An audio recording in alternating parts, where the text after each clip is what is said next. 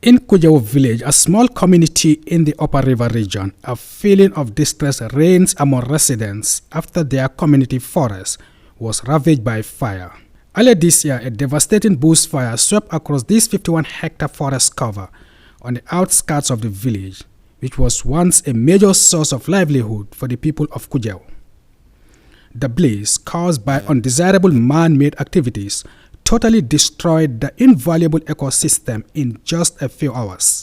One of those severely affected is Abdullah Sow. His face is colored with anguish as his flock of sheep and goats return in the evening after scouring the forest for sparse grass to feed on. Sow is still struggling to come to terms with the forest cover loss as his main source of livelihood faces a daunting threat.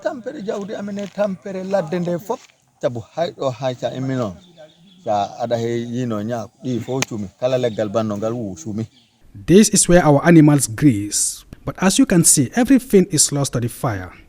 Now that the animals are back, we have to improvise food for them to feed on at home.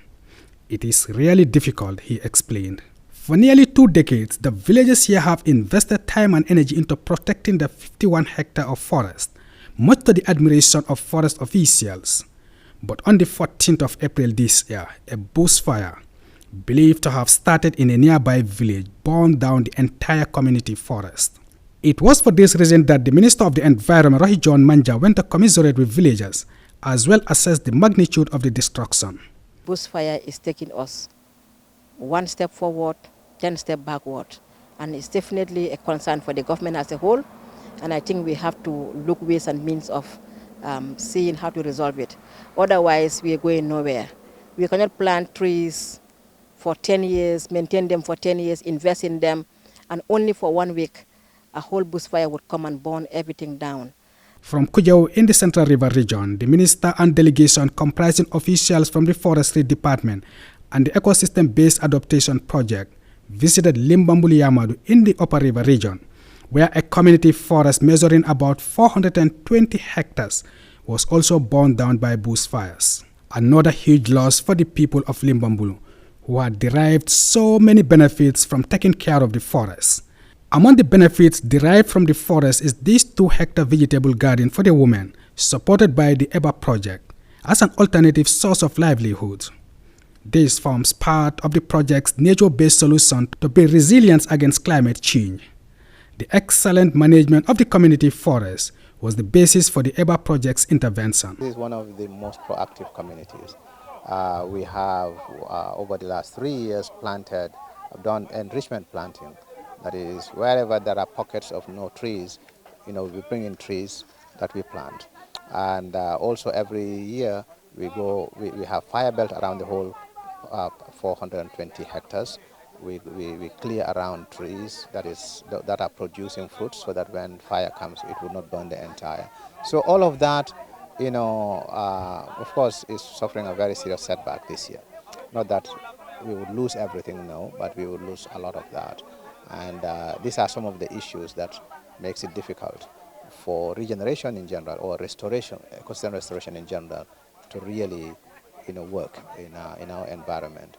The destruction of the forest leaves a bitter taste for environmentalists, with Dr. Jede describing bushfires as the main threat to forest restoration efforts, which needs tougher measures and legislation to tackle. Temperatures as high as 40, 42, 43 now are very common.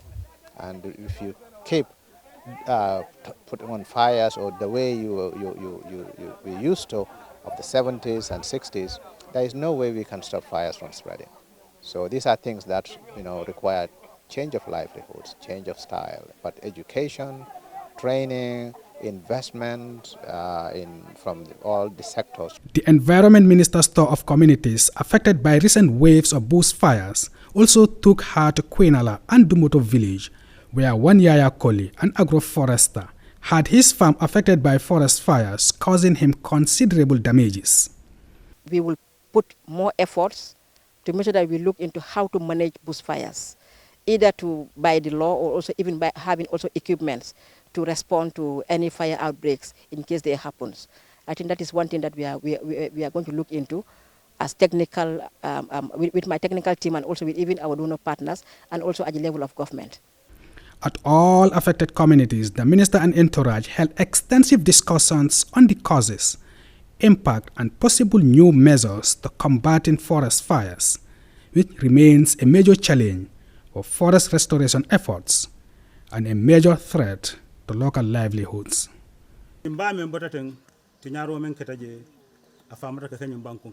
Momodes Jalo, GRS News.